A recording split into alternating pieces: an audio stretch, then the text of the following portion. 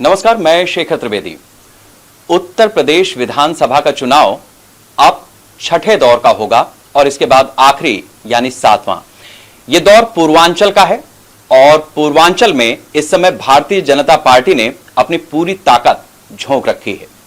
बीते 5 चरण और आगे के 2 चरणों पर खास बात करने के लिए न्यूज इंडिया के साथ में हैं उत्तर प्रदेश के औद्योगिक विकास मंत्री सतीश महाना जी।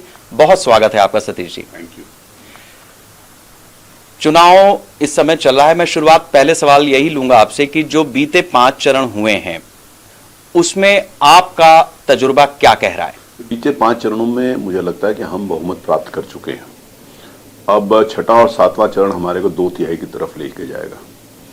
उत्तर प्रदेश में जिस प्रकार से विगत 5 वर्षों में माननीय योगी जी के नेतृत्व में सरकार चली है और जो एक नया स्वरूप राजनीति का इस देश की दिशा को और दशा को बदलने का काम हमारे माननीय प्रधानमंत्री श्रीमान नरेंद्र मोदी जी ने किया, उसके कारण मुझे विश्वास है कि अब की बार फिर हम 2/3 बहुमत से जीतेंगे। इसका एक छोटा सा मैं उदाहरण बता रहा हूँ कि जिस समय 2014 में चुनाव हुए थे तो 2014 में जो हमारी संख्या थी लगभग 276 थी। उसके बाद 2019 में चुनाव होने लगे तो सारा मीडिया यही स्पेकुलेशन करता था कि 5 साल की एंटी इनकम्बेंसी होगी। तो मैं इस बात को बड़े गर्व के साथ कहता हूं कि 2014 का चुनाव हमने माननीय मोदी जी के नाम के ऊपर जीता था। उन्होंने जिस प्रकार का विकास काम गुजरात में किया था, एक मॉडल दिया था, उस आधार के ऊपर हमने वो चुनाव जीता था। लेकिन 2019 का लोकसभा का चुनाव हमने उनके नाम और उनके काम पर जीता। तो नाम और काम जिस समय बढ़ गए तो 2014 से सीटें हमारी 2019 में बढ़ गई। वही बात अब उत्तर प्रदेश में होने वाली है कि विगत 2017 से लेकर अब तक जो मोदी जी का नाम काम, तो उसी प्रकार से योगी जी का काम जो उत्तर प्रदेश में हुआ माननीय मोदी जी के संरक्षण और मार्गदर्शन में, तो मुझे विश्वास है कि पिछली बार से ज्यादा सीटें हम फिर इस बार चुनाव में जीतेंगे। हम अपने दर्शकों को यह भी बता दें कि सतीश महाना जी 1-2 बार के विधायक नहीं हैं, 7 बार के विधायक हैं। 8वीं बार वो चुनाव मैदान में हैं और ऐसे इलाके से 5 बार विधायक चुने गए जो आमतौर पर बीजेपी की सीट नहीं मानी जाती थी, लेकिन तमाम रणनीतियों को, तमाम चक्रव्यूह को तोड़ने के आप महारथी माने जाते हैं। कैंट से आप लड़े, अब महाराजपुर आए। ये चक्रव्यूह जो रचा जाता है वो चाहे जातियों का कॉम्बिनेशन हो, चाहे अलग अलग पार्टियों के गठबंधन का कॉम्बिनेशन हो, सतीश महाना जी मजा चखा देते हैं अपने विरोधियों को और सबके प्यारे भी बने रहते हैं। ये कैसे करते हैं? ये मेरा इसमें कोई योगदान नहीं, ये मेरी जनता की कृपा है, उनका विश्वास है मेरे पर। देखिए, लोकतंत्र में जब व्यक्ति चुनाव जीत जाता है तो कहता है मैं जीता हूं, तो मैं इस बात को कभी नहीं कहता मैं जीता हूं। मेरी जनता ने मुझे जिताया।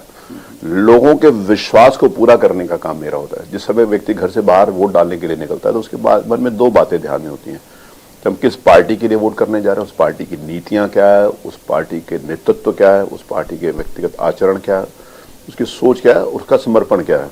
और दूसरे नंबर पे वो कैंडिडेट के बारे में सोचते हैं।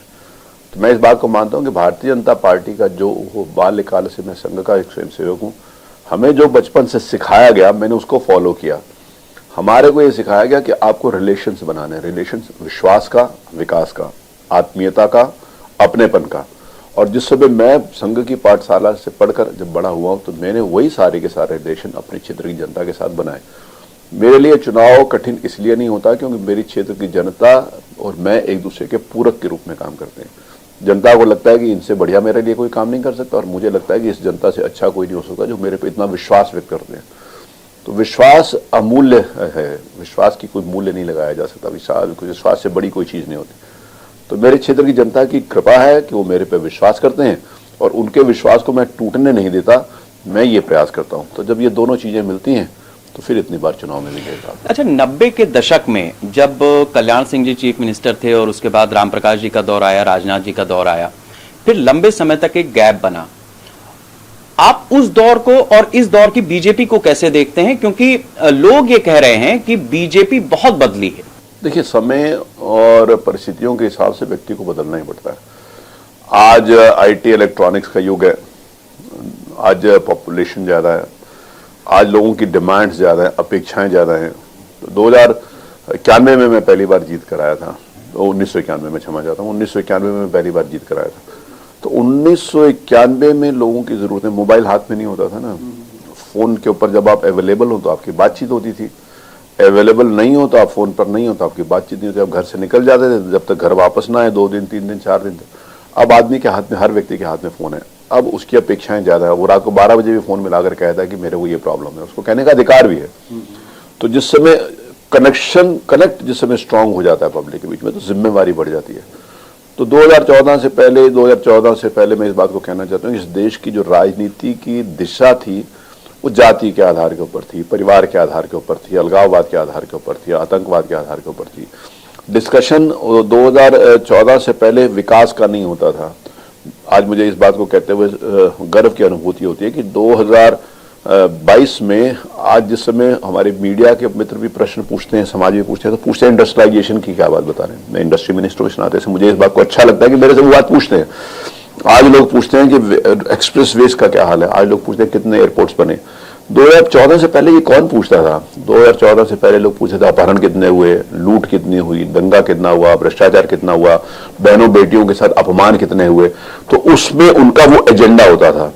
मेरे को एक विपक्ष के मित्र मिले, उन्होंने कहा महाना जी कैसे जीतते हो? मैंने कहा मैं काम करके जीता हूं। उन्होंने कहा काम करके भी कोई जीतता है? उनके एजेंडे में काम करके जीतने का कोई कॉलम ही नहीं है। उनके एजेंडे में जाति के आधार पर जीतना, कि हम फलानी बिरादरी के हैं, हमारा वोट प्लस हमारी पार्टी के फलानी बिरादरी का वोट, फलाने धर्म का वोट। वो मानते हैं कि जिस समय धर्म की बात है तो एक धर्म का वोट उनको देगा ही देगा, जबकि हम मानते हैं कि हमने किसी भी प्रकार से इन 5 सालों में कोई भेदभाव नहीं किया। सरकार की योजनाएं पूरी की पूरी हर व्यक्ति तक बिना भेदभाव के पहुंची।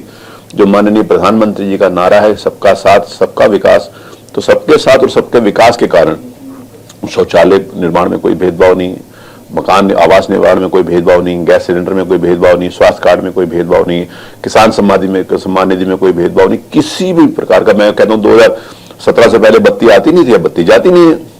तो ये सारी की सारी बातें जिस समय हम लेकर चलते हैं तो हम सबका साथ और सबके विकास की बात करते हैं। आज एजेंडा विकास का है, आज एजेंडा नौकरी का है। पहले कौन सोचता था? पहले तो लोगों का जो अपहरण एक उद्योग होता था, तो पहले अपहरण उद्योग की बात होती थी, आजकल इंडस्ट्रियलाइजेशन की बात होती है। बिल्कुल, मैं आपके विभाग से जुड़े सवाल भी लूंगा, लेकिन उससे पहले देखिए हम भी चूंकि फील्ड में जाते हैं, कुछ चीजें ऐसी होती हैं जो मुझे लगता है कि जब आप जैसे सीनियर लीडर्स के साथ बात हो तो आपके संज्ञान में आनी चाहिए।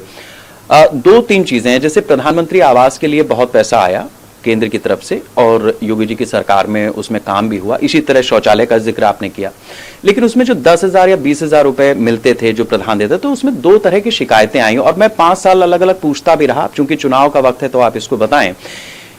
एक तो ये था कि 10,000 में 2,000 रुपए वहां लोगों को देना पड़ा, अकाउंट में पैसा आया लेकिन अलग से दिया, ऐसा गांव के लोगों ने हमें बताया। इसी तरीके से जो प्रधानमंत्री आवास की बात थी उसमें भी उनका कहना था कि अकाउंट में तो पैसा आया लेकिन हमसे जो है ना अलग से भैया ले लिया। ये बात आप जरूर बताइएगा और कुछ जवाब लीजिएगा इसका। नहीं, इसमें देखिए ये सबसे महत्वपूर्ण बात यह है कि हमने डीपीटी डायरेक्ट बेनिफिट ट्रांसफर के माध्यम से सीधा उनके अकाउंट में पैसा भेजा।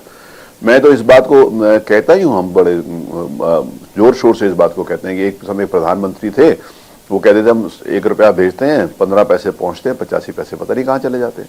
हमारे प्रधानमंत्री ने कहा कि 100 रुपया भेजूंगा, पाई पाई का हिसाब लूंगा, ना खाऊंगा ना खाने दूंगा।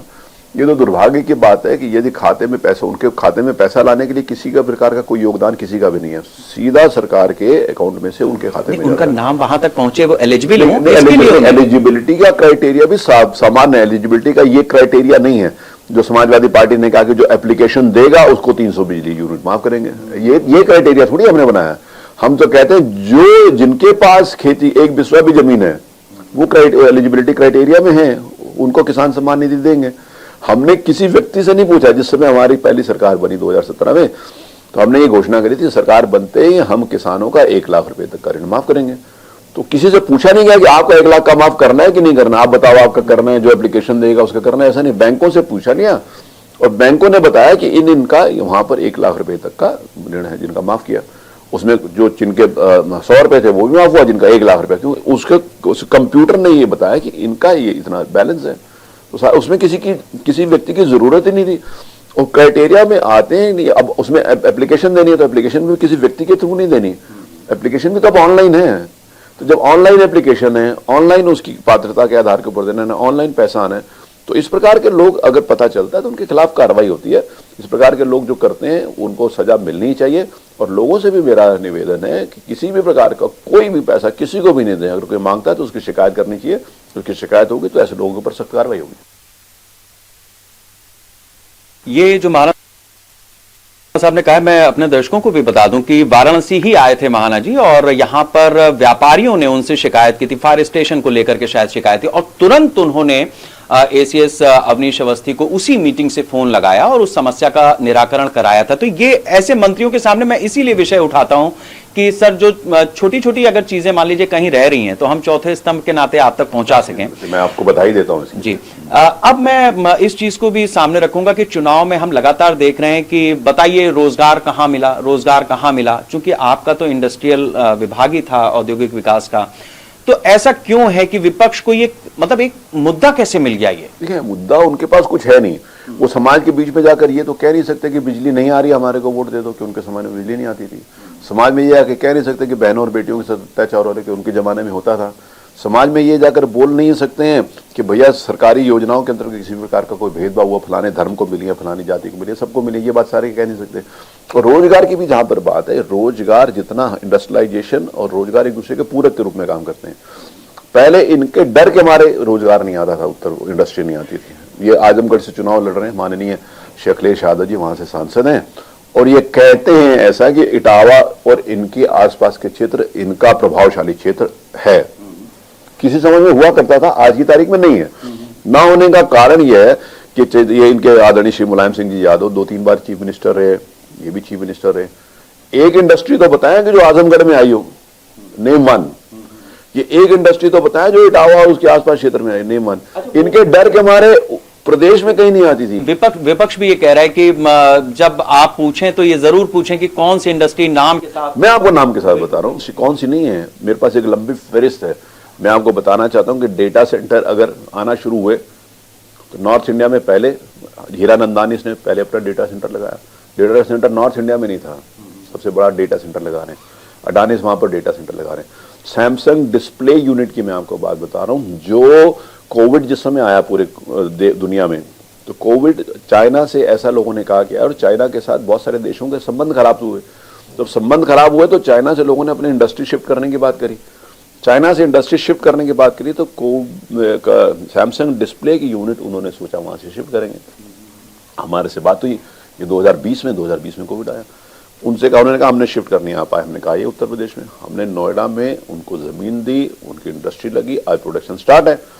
अब श्रीमान अखिलेश यादव कहेंगे उनके जमाने में आई थी, तो अगर अखिलेश यादव जी इतने बड़े विद्वान और भविष्य वक्ता हैं कि उनको पता होगा कि भाई कोरोना आएगा, चाइना से आएगा और चाइना के साथ दुनिया भर के संबंध खराब होंगे और वहां से इंडस्ट्री हटेगी और हिंदुस्तान में आएगी, और इनको शायद पहले हो कोई भविष्य वक्ता हो, बाकी तो कोई भविष्य वक्ता था नहीं। उसकी हम बात करें, आज उत्तर प्रदेश में एक नए दौर की शुरुआत है।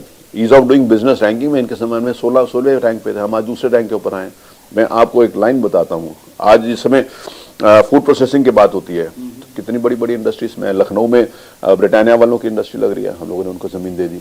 ठीक है, मैं इस एक और आलू की प्रोसेसिंग की यूनिट की मैं बात कर रहा हूँ, तो उन्होंने कहा हमने आलू की प्रोसेसिंग की यूनिट बना दी। मैं क्योंकि अब सार्वजनिक हो गया, लग चुकी है, मैं किसी व्यक्ति का ना तो उनका राजनीति से कोई मतलब नहीं है, लेकिन इंडस्ट्री की इंडस्ट्री है, वो किसी भी सरकार में उनका कोई मतलब नहीं है, लेकिन फिर भी मैं कोट करना चाहता हूँ। तो मेरे पास आए जुलाई 2019 में कि हमने आलू की प्रोसेसिंग की इंडस्ट्री लगानी है, पेप्सिको वालों की जो लेस बनाते हैं। तो मैंने कहा आप लगाइए। मैंने कहा मेरा मन है कि आप इसको कन्नौज में लगाएं, जो कन्नौज एक आलू की बेल्ट है, फर्रुखाबाद कन्नौज। तो उन्होंने कहा कि आप हमें और दूसरी जगह बताएं। मैंने कहा आप हमारे स्टेट में कहीं भी लगाएंगे तो हमारे स्टेट में दैट इज गुड, लेकिन मेरा आपसे रिक्वेस्ट है कि आप लगाएं। उन्होंने कहा नहीं, यहाँ पर उनका प्रभाव है, कन्नौज में उनका प्रभाव उन्होंने बोला। मैंने कहा किसी का कोई प्रभाव नहीं है, योगी जी की सरकार में कोई डर नहीं है। उन्होंने कहा नहीं, अभी 2 साल हुए हैं, अभी हमारे को डर लगता है। कन्नौज में इंडस्ट्री लगाने वालों को डर लगता था कि समाजवादी पार्टी के क्षेत्र का प्रभाव है। उनको हमने कोसी में लैंड दी, उन्होंने 2019 दिसंबर में उनको लैंड दी, 2020 में कोविड आ गया, उसके बावजूद उन्होंने 1.5 साल में सितंबर 2021 में उन्होंने उसका प्रोडक्शन चालू कर दिया। 1 लाख टन आलू की प्रोसेसिंग वहां पर हो रही है। इनके नाम से आदमी डरता था, इनके नाम से उत्तर प्रदेश में कोई आना नहीं चाहता था। ये इंडस्ट्रियलाइजेशन की क्या बात करेंगे? देखिए, पहले कहते थे कि मैं वहां पर गया मुंबई में एक बहुत बड़े इंडस्ट्री से मिला 2017 में, जिस समय 2018 में मैं इन्वेस्टर समिट किया था, उसके पहले मैंने रोड शोज किए थे पूरे देश में, हर जगह में गया। तो एक बहुत बड़े इंडस्ट्रीज को मैंने पूछा, मैंने कहा आप आइए उत्तर प्रदेश। उन्होंने कहा हमने कसम खाई है कि हम यूपी में नहीं आएंगे। मैंने कहा आपने क्यों कसम खा ली? जो पिछली सरकारों का उनका इतना बैड एक्सपीरियंस था। मैं उनसे 3-4 बार मिला, माननीय मुख्यमंत्री जी से भी जब मैंने उनसे मुलाकात कराई तो उन्होंने मुझे कहते हुए अच्छा लग रहा है कि उन्होंने माननीय मुख्यमंत्री जी से कहा कि मुख्यमंत्री जी की जो अपराधियों के प्रति 0 टॉलरेंस, पहली बात। और उन्होंने कहा कि आपका इंडस्ट्री मिनिस्टर मुझे 5 बार आकर मिला, अब मैं यूपी में इंडस्ट्री लगाऊंगा। मैं गुजरात गया, गुजरात के एक बहुत बड़े इंडस्ट्री से मैंने बातचीत करी, मैंने कहा आप आइए यूपी में। उन्होंने कहा मेरी पत्नी कहती है कि वहां मत जाना, लौट के नहीं आओगे। तो ये हाल थी, बिजली आती नहीं थी, इंडस्ट्रीज को कहाँ लाइट मिलती थी। ये जिन्होंने इंडस्ट्री की तरफ ध्यान ही नहीं दिया, जो नोएडा को सिर्फ एक वसूली का संसाधन समझते, ये इसलिए नोएडा नहीं जाते थे कि नोएडा जाएंगे तो दोबारा चीफ मिनिस्टर नहीं बनेंगे, नहीं गए तब भी नहीं बने। ऐसा नहीं कि ना जाने के बाद बन गए हो, इसलिए नहीं जाते थे क्योंकि वहां पर ये वसूली करते थे, उनकी निगाह मिलाने के लायक नहीं थे कि लोगों के साथ निगाह मिला सके, इतने पाप किए थे उन्होंने, इसलिए नहीं जाते थे। 2 चीजें जो आपने बात कही उससे 2 चीजें बड़ी उभर करके आई हैं, और इनफैक्ट मैं इसलिए भी जिक्र करूंगा कि मेरे दोस्तों ने भी ये बात रखने की, क्योंकि पिछले 5 साल में जो बड़ी कंपनीज हैं, जैसे आपने ब्रिटानिया का जिक्र किया, पार्ले है, अडानी अंबानी, ये लोग तो ठीक है, मतलब इनके पास पैसा है, ये लगा सकते हैं। लेकिन देखिए यूपी के अंदर बहुत बड़ा यूथ ऐसा है जो मुंबई दिल्ली चला जाता है और वहां पे किसी प्रोसेसिंग यूनिट में या फैक्ट्री में जाकर के काम करता है।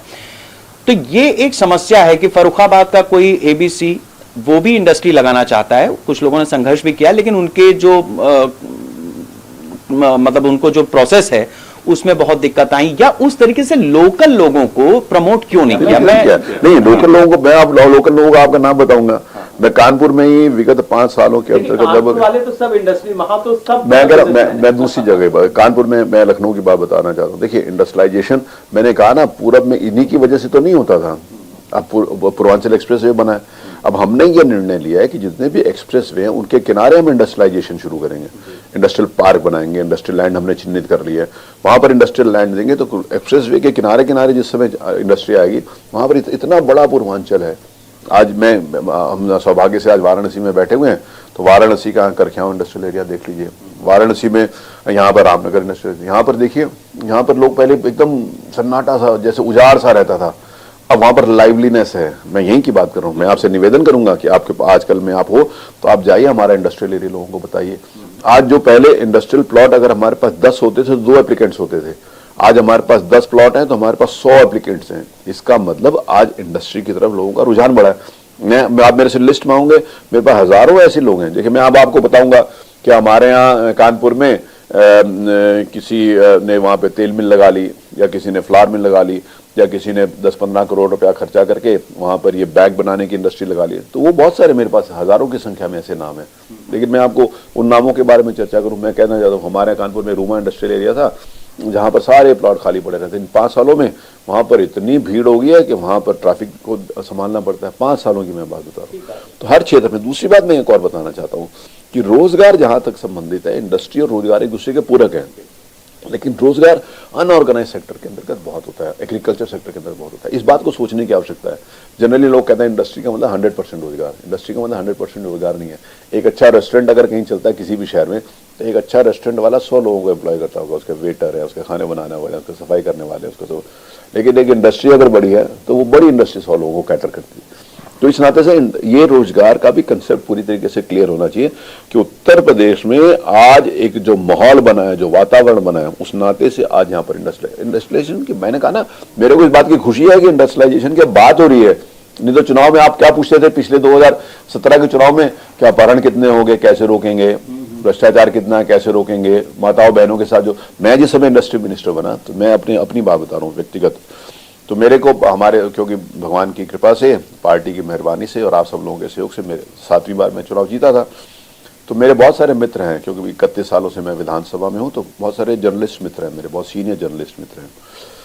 तो उन्होंने कहा कि महाना जी ये बताओ कि फलाने के खिलाफ क्या कार्रवाई करेंगे, फलाना भ्रष्टाचार है कैसे रोकेंगे, फलानी लूट है कैसे रोकेंगे। 22 तारीख को हमारे को डिपार्टमेंट अलॉट हुए थे, ठीक है। तो 22 तारीख से लेकर 30 तारीख तक मेरे से केवल यही प्रश्न पूछा गया कि इस भ्रष्टाचार, इस लूट, इस डकैती, ये सारे को आप कैसे ठीक करें। किसी ने नहीं मुझसे पूछा कि आप रोजगार कितना देंगे, इंडस्ट्रीज कितनी आएगी। तो मैंने कहा हम उनके खिलाफ भी कार्रवाई करेंगे और इंडस्ट्री भी लगाएंगे। इंडस्ट्री डिपार्टमेंट 7 दिन तक सीनियर जर्नलिस्ट को ये नहीं पूछ रहा कि इंडस्ट्री कैसे आएंगे, वो केवल ये पूछ रहे थे कि भ्रष्टाचार आप कैसे, लोगों के नाम लेकर। Some individuals were bigger than the institutions, कुछ इंडिविजुअल इंस्टीट्यूशन से बड़े होते थे। हमने उनके खिलाफ भी कार्रवाई की, उनको भी जेल में भेजने का काम किया। हमने उसके पूरे के पूरे कागज को तोड़ा। मैंने सेंट्रलाइज सेवा करी इंडस्ट्री अथॉरिटी की, सेंट्रलाइज सेवा के नाते से अब हम नोएडा में काम करने वाले को हम गाजीपुर भी भेज सकते हैं कि वहां पर आपको काम करना है। पहले नोएडा में काम करने वाला नोएडा में भर्ती होता था, नोएडा तक रहता था, सारे का सारा उसका वहां पर रहता था। तो हमने वर्क कल्चर को भी चेंज किया। देखिए, वर्क कल्चर को चेंज करने के बाद कोविड के इन 2 सालों की विभीषिका के बाद भी उत्तर प्रदेश में इंडस्ट्रियलाइजेशन ग्रोथ सबसे अच्छी रही। हमने देखिए, वाराणसी में हुआ, फिर वो मैं पूरे प्रदेश की बात बता रहा हूं। हमने प्रदेश के हर गांव में ग्राम सचिवालय बनाए, हर गांव में। कोई भी ऐसा पूरे प्रदेश में ग्राम सभा ऐसी नहीं होगी जहां पर ग्राम सचिवालय न बनाएगा। जहां पर ग्राम सचिवालय बनाया वहां पर कंप्यूटर भी रखा है, जहां पर ग्राम सचिवालय बनाया वहां पर एक आदमी को कंप्यूटर चलाने के लिए भी रखा है ताकि हर आदमी को सुविधा वहां पर मिल जाए।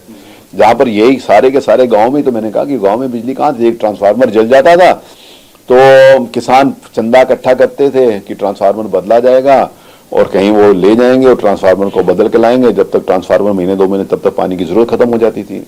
नहीं, अब किसान की तो बात हो गई, लेकिन middle class, upper middle class, इसके ये अगर दाम बढ़ेंगे तो परेशान होगा। एक सांसद गोद दे, मुझे लगता है कि अब हर गाँव को स्मार्ट, अब छोटे गाँव में लोग, बच्चे जो होते थे जमीन के ऊपर बैठते थे, क्या बच्चों को मेज और कुर्सी के ऊपर बैठने का अधिकार नहीं था? स्कूलों की क्या दुर्दशा होती थी। आज ऑपरेशन कायाकल्प के नाते से हमने स्कूलों को भी ठीक किया। मैं अगर आप नेगेटिव भी पूछिए मैं उसका भी जवाब दूंगा, क्या बात है। हमारे पास बहुत कुछ कहने को है, जो कहने को ना वो तो मैं अपने किसी भी जर्नलिस्ट मित्र से, एंकर से, किसी को नहीं कहता ये पूछो। मैं जो आपका मन है पूछो यार। अब मैं कभी भी तैयारी, लोग बहुत पूछते हैं, जो मन है वो पूछो यार, हर बात का जवाब देंगे क्योंकि हमने किया इसलिए भी जवाब देंगे। मैं आपको ये मतलब, ये तो जगह हो गया इंटरव्यू, ये हर गाँव में हमने ग्राम सचिवालय दिया है, हर गाँव में कंप्यूटर पहुंचा है, हर गांव में वहां पर ऑनलाइन भरने की बात है। अब देखिए, कोई व्यक्ति ऑनलाइन पैसा, ऑनलाइन आप एप्लीकेशन डाल रहे हो, ऑनलाइन आपके खाते में डाल रहा है, उसके बाद भी कोई आपसे बेवकूफ बनाकर पैसा ले लेता है तो आप उसकी शिकायत करो। बहुत बहुत शुक्रिया सतीश महाना जी। बहुत सारे सवाल ऐसे हैं जो महाना साहब की बात से निकल करके आए, लेकिन अब चुनावी व्यस्तता है, आपको भी जाना है, इसलिए हम और ज्यादा सवाल नहीं लेंगे। लेकिन सरकार बनने के बाद न्यूज इंडिया के साथ में आपकी एक लंबी चर्चा फिर से होगी, हमारे दर्शकों के साथ में ये वादा है मंत्री जी। जरूर करेंगे, बिल्कुल।